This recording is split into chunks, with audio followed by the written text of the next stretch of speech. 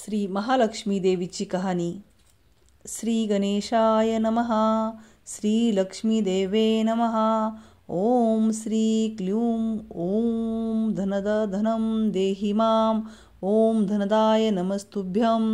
निधिपद्याधिपाय च भवन्तु त्वप्रसादान्मे धनधान्यादि संपदः।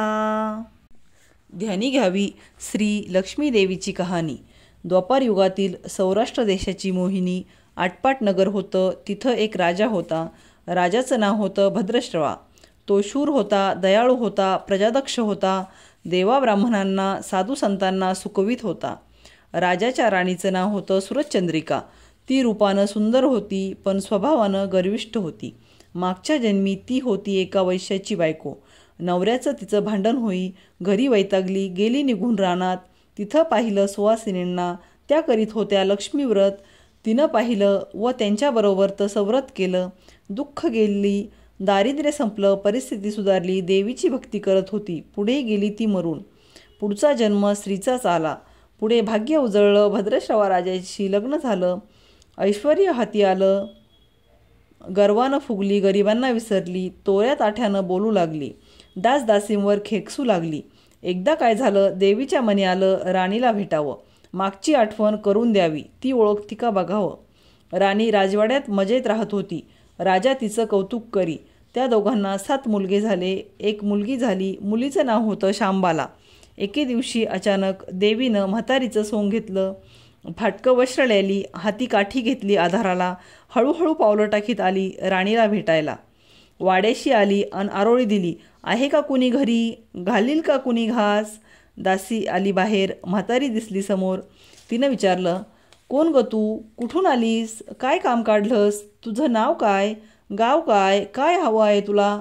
म्हातारी सांगू लागली हळू आवाजातच। तशात खोकलाही येई अधूनमधून तिला। म्हातारी म्हणाली, माझं नाव कमलाबाई, द्वारकेहून आले इथं, राणीला भेटायचे, कुठे आहे या राजाची राणी। दासी म्हणाली, राणीसाहेब आहेत महालात, मैत्रिणींशी गप्पा मारताहेत, त्यांना सांगितलं तर मलाच रागवतील, तुला कशा भेटणार त्या, तुझा अवतार पाहून तुझ्यावरच खेकसतील, उनदुनं बोलतील, मैत्रिणीही तुला हसतील, तू इथे बस आडोशाला थोडा वेळ। मैत्रिणी गेल्या की सांगते त्यांना।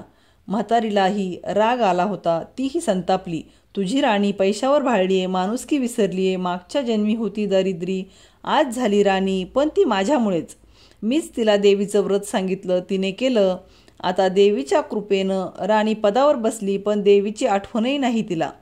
तिला आता संपत्तीचा गर्व झालाय, डोळ्यांवर पैशाची धुंदी आली, गोरगरिबांना कशाला विचारील ती।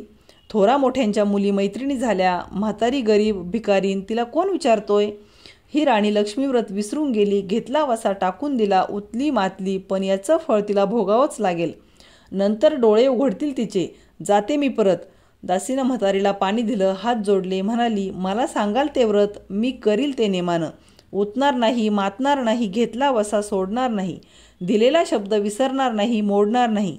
म्हातारीनं त्या दासीला व्रताचा वसा सांगितला। ती उठली व काठी टेकीत तिथून निघणार, तोच माडीवरून एक मुलगी लगबगीने खाली आली। ती होती राणीची मुलगी शांबाला। ती आली नी कळवळून म्हणाली, आजी रागवू नका, माझी आई चुकली, तिच्यासाठी मला क्षमा करा, मला धीर द्या, आईला दिलेला शाप मागे घ्या, मी तुमच्या पाया पडते, मुलीवर दया करा। म्हातारीला आली मुलीची दया। मुलीची होती कोमल काया, ती क्षणभर मुलीकडे डोळे भरून पाहत होती। तिनं मुलीला लक्ष्मीव्रताचा वसा सांगितला व ती मुलीचा निरोप घेऊन निघणार, तोच राणी तरातरा आली माडीवरून। दारासी येते तर दिसली ती म्हातारी।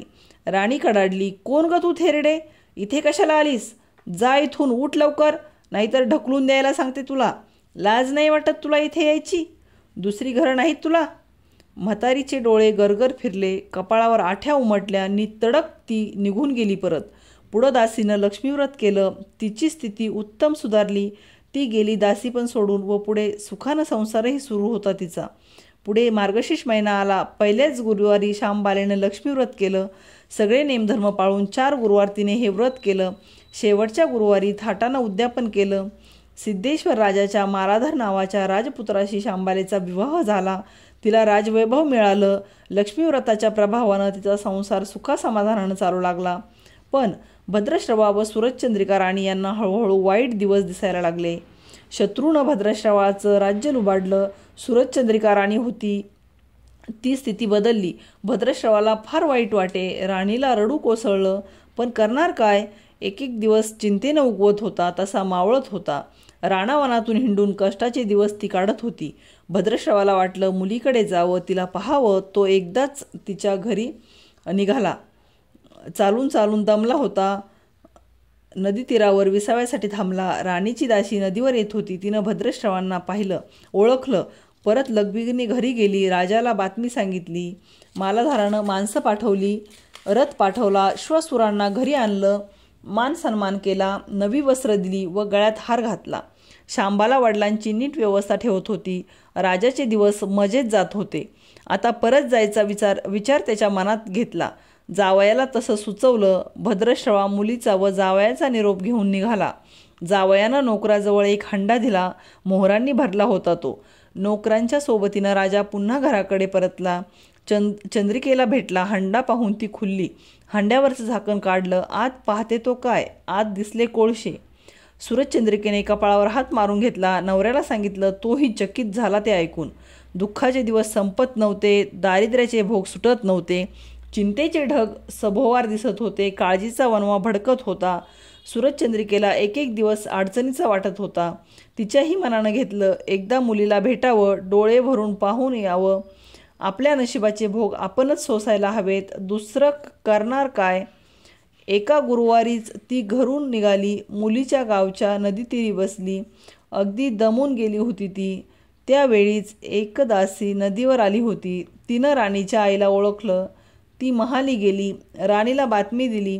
तुमची आई नदीवर बसली, खूप दमलेली दिसली. तिला आणायला पाठवा कोणीतरी. शांबालेनं रथ बोलावला. आईला घेऊन यायला सांगितलं. आई रथात बसून घरी आली. शांबालेनं पाहिलं. आईला तिनं प्रेमानं मिठी मारली. मुलीच्या घरचं ऐश्वर्य पाहून तिचे डोळे तृप्त झाले. पण तोंडातून शब्द फुटत नव्हते. आईला स्नान करायला सांगितलं. मग पैठणी नेसायला दिली. गळ्यात सोन्या मोत्याचे अलंकार घातले. आईचं रूप उठून दिसू लागलं. दुपारची वेळ होती. शांबाला लक्ष्मी व्रताचा वसा करीत होती. लक्ष्मी देवीची भक्तिभावानं पूजा करत होती. आरती झाली. धूपदीपांचा वास दरवळत होता. शांबालेला उपवासच होता. तो ती कडकडीत करी, अगदी निराहार राहून. आईच्या जेवणाची तयारी झाली होती. तिनं आईला जेवायला बोलावलं आणि आईला मागच्या जन्माची आठवण झाली. ती लक्ष्मी व्रताचा वसा करीत होती. लक्ष्मी देवीच्या कृपेनेच ती राणी झाली होती. ती म्हणाली, श्यामा, मी पण जेवत नाही, मीही तुझ्याबरोबर उपवासच करीन. श्यामा ठीक आहे म्हणाली. मार्गशीर्ष महिनाच होता तो. 4ही गुरुवारी मुलीनं केलेलं व्रत तिच्या आईनं पाहिलं होतं. भक्तिभावानं नमस्कार करीत होती, उपवास करीत होती. सर्व दुःख दूर व्हावीत म्हणून प्रार्थना करीत होती. महिना संपला व घरी जायचा विचार ठरला. तिला पोचवायला शांबाला बरोबर गेली होती. 4 दिवस राहून शांबाला परत निघाली. मालाधारानं पूर्वी पाठवलेला हंडा तिने घेतला. त्यात मीठ भरलं व तो नोकराजवळ देऊन ती पुन्हा आपल्या राजवाड्यात आली. मालाधाराशी गप्पा गोष्टीत वेळ जात होता. त्यानं सहज विचारलं, माहेराहून काय आणलंस? शांबालेनं बरोबर आणलेल्या हंड्याकडे बोट दाखवलं. मालाधारानं झाकण काढलं. आत काय दिसलं त्याला? मिठाचे खडे. अगं वेडे, हे मिठाचे खडे कशाला? इथे नाही का मिळत मीठ? हो मिळतं ना, पण हे मीठ माझ्या वडिलांच्या राज्यातलं आहे. वडिलांचं राज्य सौराष्ट्रात होतं. तिथल्या शेजारच्या समुद्राचं आहे हे मीठ. समुद्रतीरावर दूरवर माझ्या वडिलांचं राज्य पसरलं होतं. पण आज शांबाल्याच्या सांगण्यातली गोम राजानं हेरली. पण तो विचारचक्रात गुंतला होता. शांबाला सांगत होती, हे मीठ जीवनाचं अमृत आहे. मिठानंच अन्नाला रुची येते. मीठ नसेल तर सारे पदार्थ अळणी, बेचव.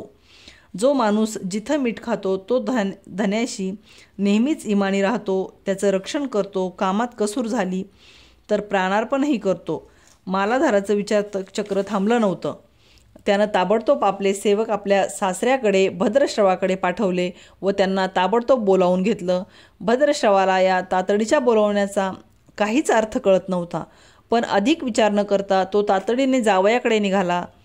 दोघांची गुप्त बैठक झाली व त्यातून एक नवा विचार निश्चित ठरला. भद्रश्रवानं आपली अनुमती दिली. मालाधारानं आपल्या मुख्य सेनापतींना ताबडतोब भेटून जाण्याची आज्ञा केली. सेनापती आले. त्यांनी मालाधारांना आदरपूर्वक वंदन केले. काय आज्ञा, असं नम्रपणे विचारलं. भद्रश्रवाचं राज्य जिंकून घेतलेल्या शत्रूवर ताबडतोब स्वारी करून जायचं. प्रत्येक सैनिकाच्या हाती या हंड्यातला एक एक मिठाचा खडा द्यायचा. शपथ घेऊन शर्थीनं झुंजायला सांगायचं. राजाच्या आज्ञेनुसार सेनापतीने सर्व व्यवस्था केली व दुसऱ्याच दिवशी सर्व सेना घेऊन शत्रूवर चाल केली. शत्रू बेसावध. मालाधाराचे सैनिक अधिक सावधगिरीने शत्रूच्या राज्यावर तुटून पडले. घणाघाती लढाई सुरू होती, पण मालाधाराच्या सैनिकांचा पवित्रा शत्रूला अडवताच येत नव्हता.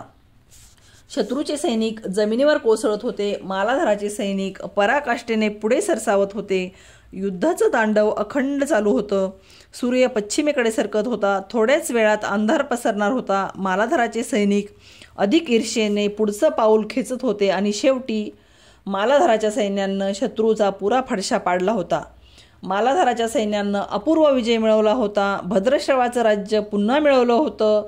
मालाधाराला व शांबालेला ही आनंदाची वार्ता सेनापतीने ताबडतोब कळवली.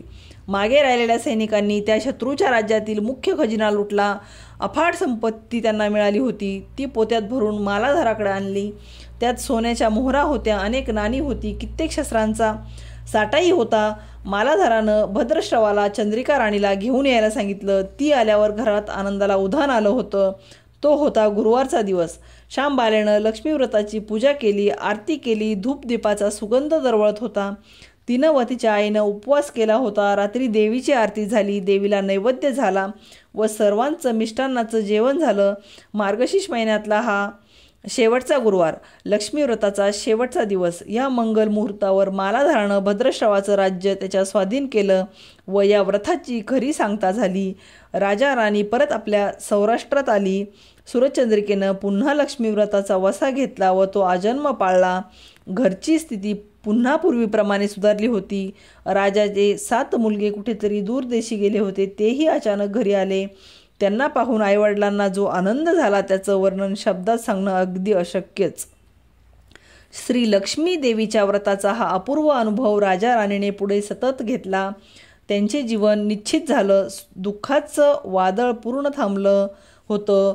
सुखाचे वारे सर्वांनाच सुखवीत होते. अशी ही 60 उत्तरांची कहाणी सर्वांनी वाचावी, ऐकावी व लक्ष्मीच्या कृपेनं त्यांचं घर सदैव फुलावं अशी 5 उत्तरांत सुफल संपूर्ण करून सर्वांनी देवीला वंदन करावं ही प्रार्थना.